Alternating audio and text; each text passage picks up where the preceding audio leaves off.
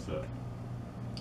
It's like every time you see a pro-black get in an argument with, say, a pro-white person um, who's proud of the race, they always bring up slavery, like whites are proud of that. He said, "Why would whites be? Yeah, why would I be proud that you whites enslaved us for so long, for hundreds of years?"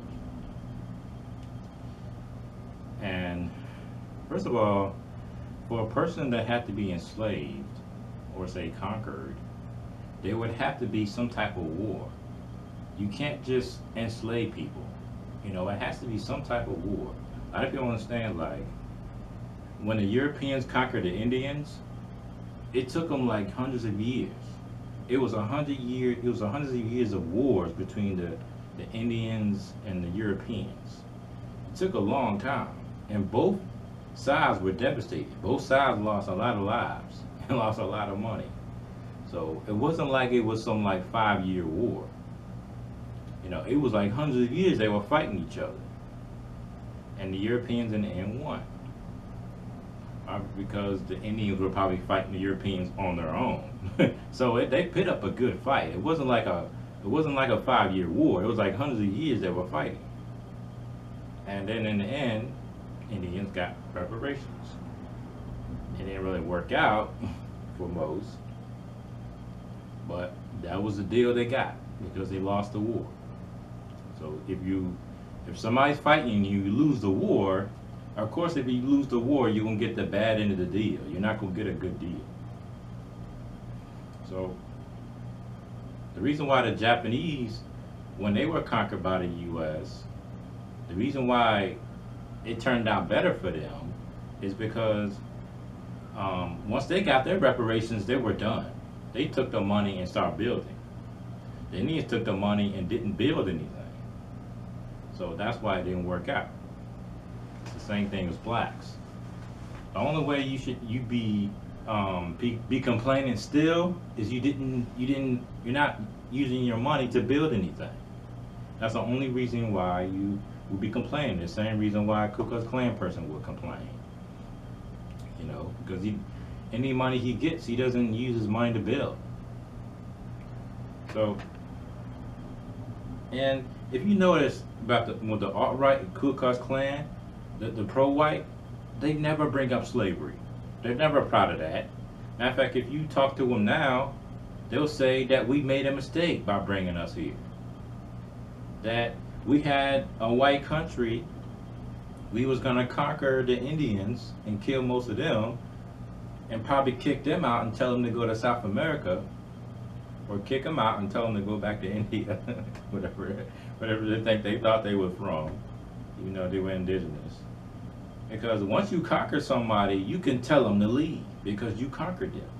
So the same reason why immigrants were coming here is because there was a war going on in their original country and they was being kicked out, or they were being told to leave. So the Germans conquered the Jews and they kicked them out of their country. They killed them and kicked them out. So why do you think they were coming here? Because the Germans conquered them and he said, no, you gotta go now. We're either gonna kill you or you're gonna have to go. Either go or we're gonna kill you. The stubborn Jews was like, we ain't leaving. So they got killed. Instead of leaving, because you gotta understand, like, the German war that was going on for like a long time. It wasn't no 5 years. It was like decades it was going on.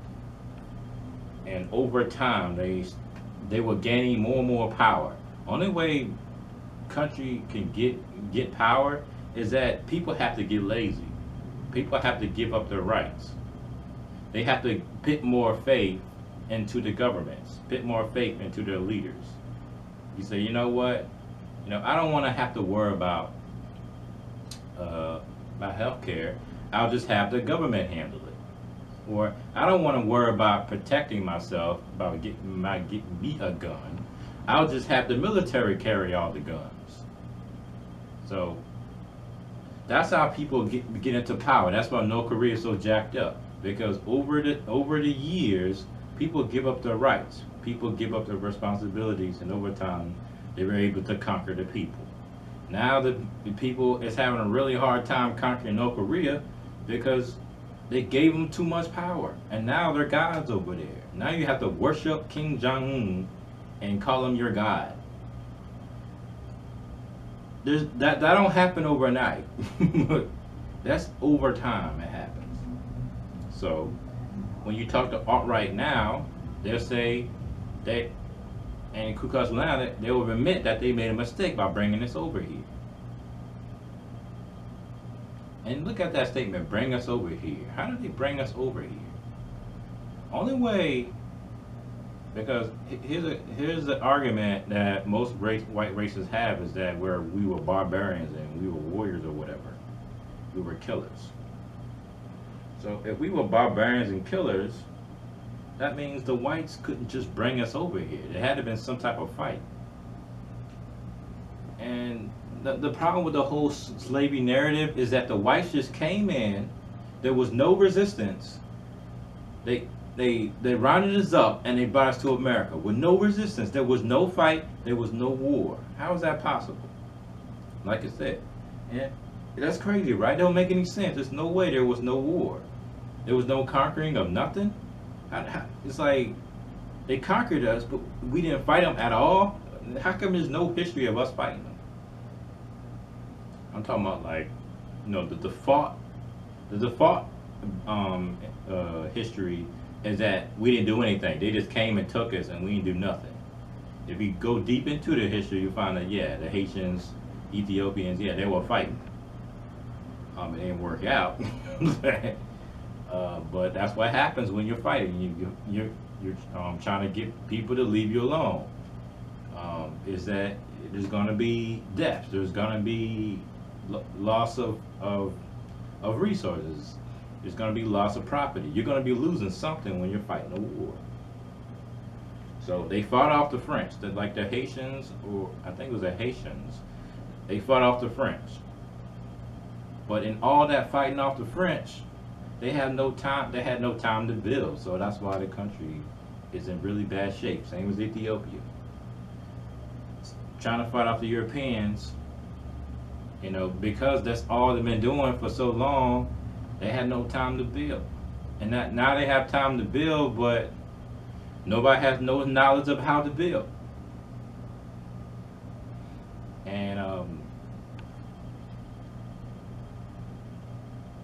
And I mean, I can't say that Europeans are the only people that know how to build, because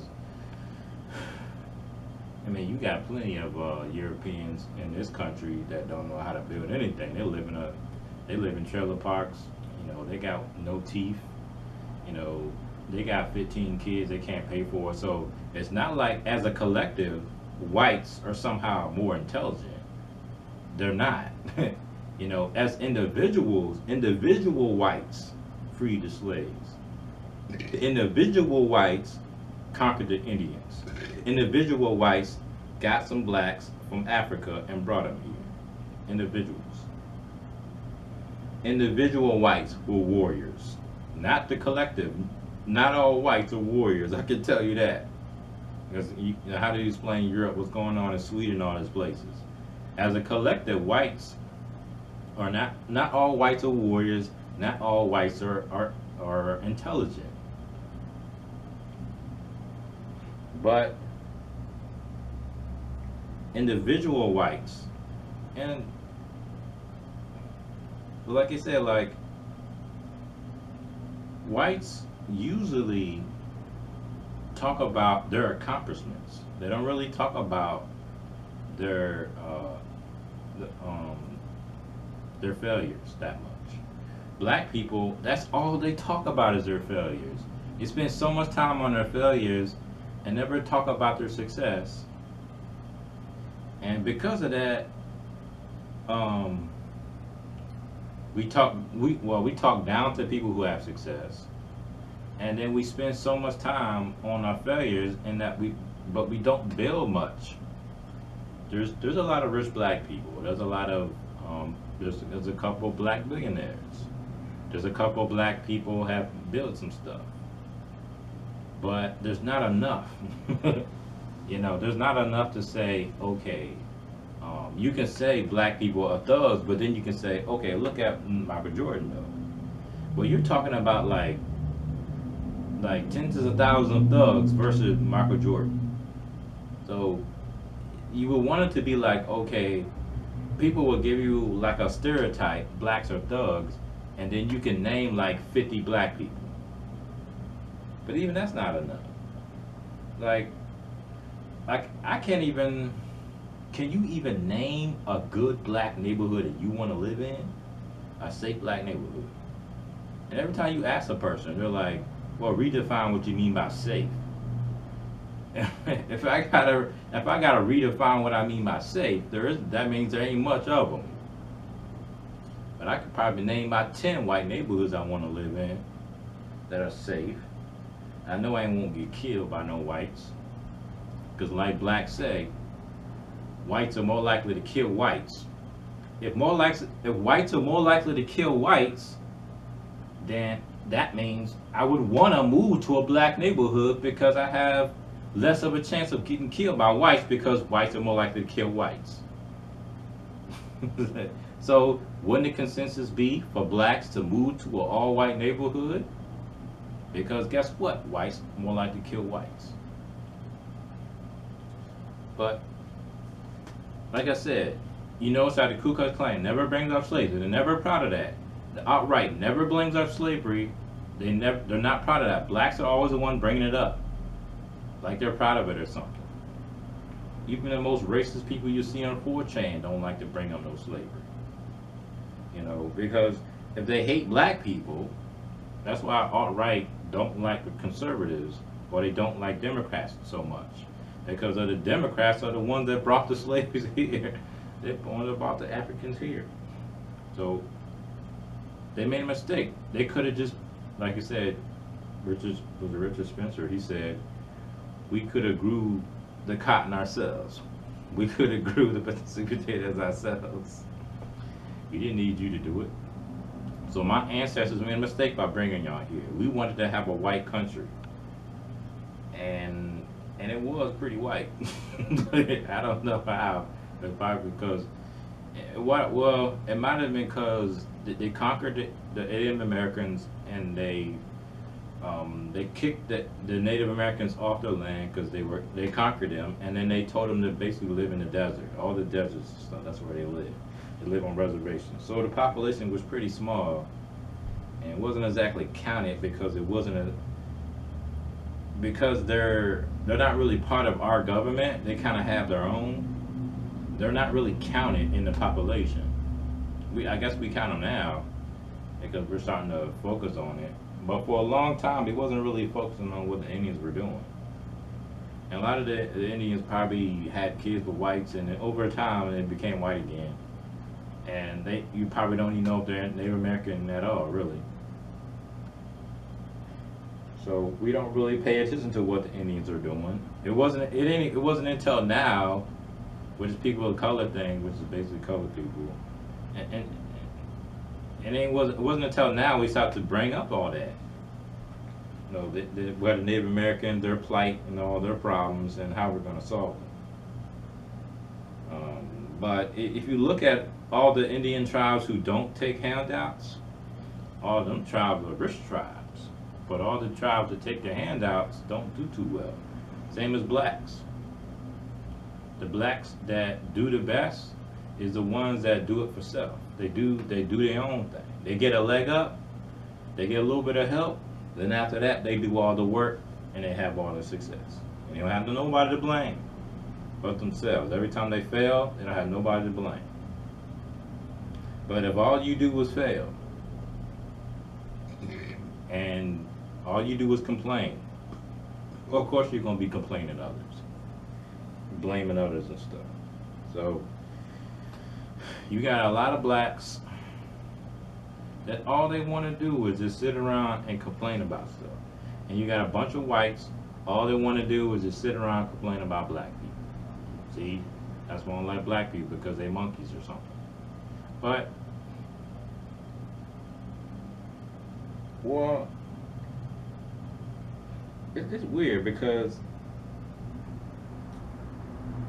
black people have a whole lot of excuses why white people are racist or they don't have any money. But whites have they have their excuses are different. They're like, I want a job, but somebody keeps taking my job. So they want to work, but somebody keeps. There's always an excuse why they don't have it. The Mexicans are taking it. It's usually the Mexicans are taking it. They don't really talk about blacks too much. Because I guess because the jobs that they get, blacks don't get. So they don't really complain about blacks too much taking their job. They're usually talking about Mexicans. And I don't know, man. Them jobs are long gone. I don't think it's Mexicans taking them so much. But these are low wage, low skill jobs. Anybody can get these jobs. And a company is not stupid. if they know that they can pay that Mexican less, they're gonna hire him. And the Mexican is desperate for work, and the Mexican probably doesn't know that much English or none, or I don't know, maybe one of his friends knows some English, and he doesn't know how much he's supposed to get paid, and yeah, he's gonna hire a Mexican. But yeah, what I was basically saying is, you notice how whites they don't even like bringing up slavery really. You got the liberal whites, they really don't like bringing it up because they don't want to feel guilty about nothing. And then the racist whites, the pro whites, they don't even bring it up either. You know, it's only us that's bringing it up.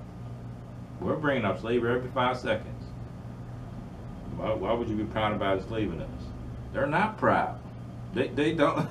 They're not proud of enslaving us because they had an all white. They had a not an all white. They had a like I guess it was like what did it say 80% white. I forgot what it was, but it was a pretty high number of whites in America because you know we're breeding faster than everybody else. It wasn't that many Africans here. It wasn't that many native. They conquered all the Indians. They killed most of them.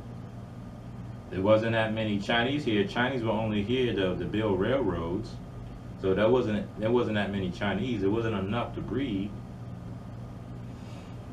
and it wasn't a lot of Mexicans here. Most of the Mexicans were in their own country, or it was in South America. Was what I mean. They're not actually Mexicans, or either Mayans or Aztec or something like that. So there wasn't many here. So it wasn't all white. It was just mostly white. And because of all the race laws, whites, Indians, Mexicans, blacks, they weren't allowed to say mingle together. So there wasn't exactly breeding. And then you would breed with a black or something, but it all be in secret. You ain't breeding out in public. You're not having no baby with no black person and walking around the street. It ain't happening. You're probably getting your head chopped off. Get a rope. That's funny. So it was a lot of whites. You say whites, what do you mean by whites? Europeans. And you talk about Europe, you're talking about a lot of people. You're talking about French, German, Austrian, Russian. You're talking about a lot of people. Greeks are white. Anyway, there were some people consider Spanish to be white. I guess. I mean, they're in Europe, I think, or near Europe.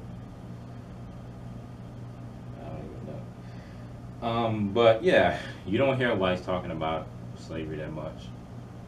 They don't even like bringing it up because that's why, like I said, that's why they're so mad at the Democrats, because the Democrats are the ones that brought the Africans here and messed up their whole white society. Was going to interfere with the whole bringing the white utopia or whatever. So yeah, they don't like bringing up slavery. Only you bringing it up. They don't like bringing it up. They're not proud of that. You know, to them it was a failure. It was a mistake. They didn't want to bring us here, but it's too late now. They got to live with it. So that the basically the alt-right is basically the solution to the mistakes of the other whites made. See, whites have no problem blaming other whites for their failures. Blacks are the only people that don't like to blame other blacks for the failures. Black people blame every other race but themselves. The whites have no problem blaming the other whites for their failures. So when you go to these protest rallies, who do you see fighting each other? It's Democrats versus is white Democrats versus white Republicans. It's the white alt-right versus the white Republicans, or the white alt-right, or the white socialists, the white Antifa, the white communists. It's usually a bunch of white people. And then scattered around, you got like some Indians up in there, and usually in the alt-right, or usually mostly in the alt-right Republican, conservative, you have some Indians up in there. It's pretty diverse if you think about it. You got some Indians, you got some Armenians, you got some Muslims, you got some black women up in there. You got all different types of people. Well, usually the battles are between the whites. Like the Malcolm X would say, it's the white liberals versus the white conservatives. They're usually the ones fighting. They're usually the ones they're complaining about, you know. So it's really their fight that's going on. We're not included in this fight. And that's our problem. We spend so much time on the whites and what they're doing, the Mexicans and what they're doing, and see, nobody is stopping us. You can think about it. Detroit is up for grabs. Detroit is up for grabs. Like, anybody can take Detroit right now and revitalize it.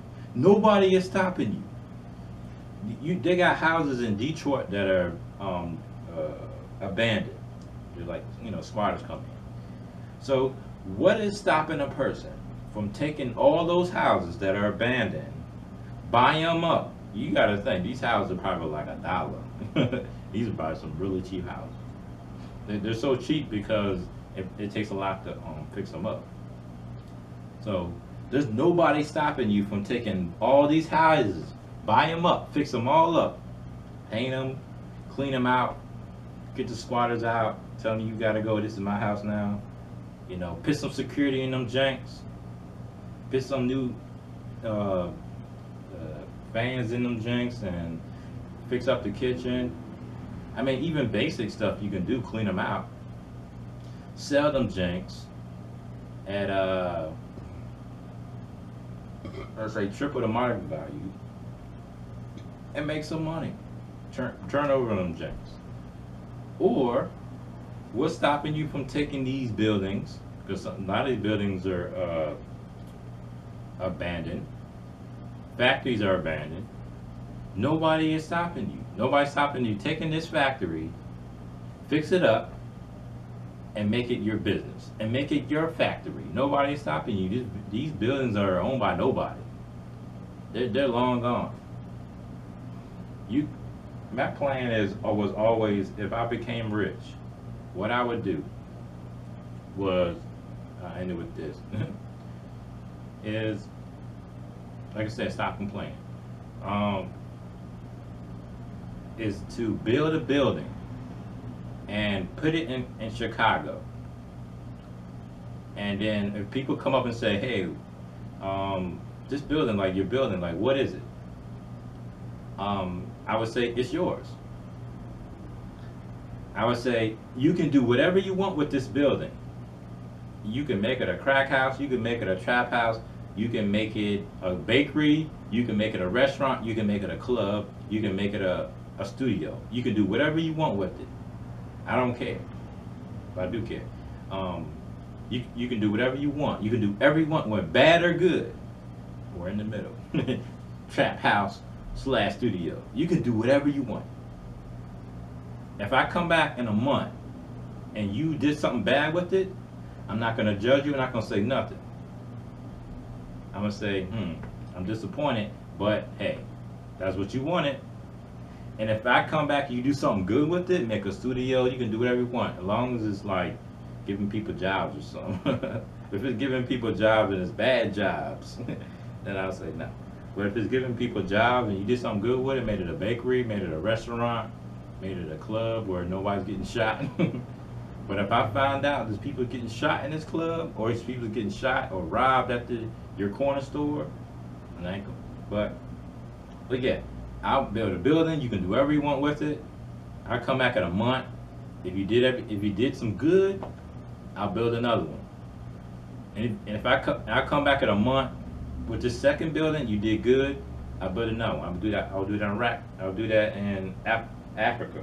You know what? In Chicago, South Side Chicago, there's probably like a 20% chance that nothing good would happen. But that's not my problem. It was your choice to make it bad and not make it good. But I guarantee if I did that same project in Africa, they'll make that jank a school in a second.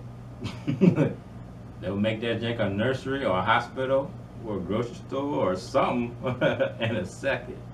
Or a house. People be living up in there. I guarantee we'll turn to good. I don't got to worry about it turning to bad. Why do you think Oprah built a school in Africa? Because she knew what was going to happen. She knew she had an 80% chance of them doing something good with that thing. Man, she got to worry about militia. That's probably the only thing she had to worry about was the militia coming over messing it up. But yeah, that's what I want to do. You just got to give people a chance. You got to give people opportunity to not complain. But that's what it's about.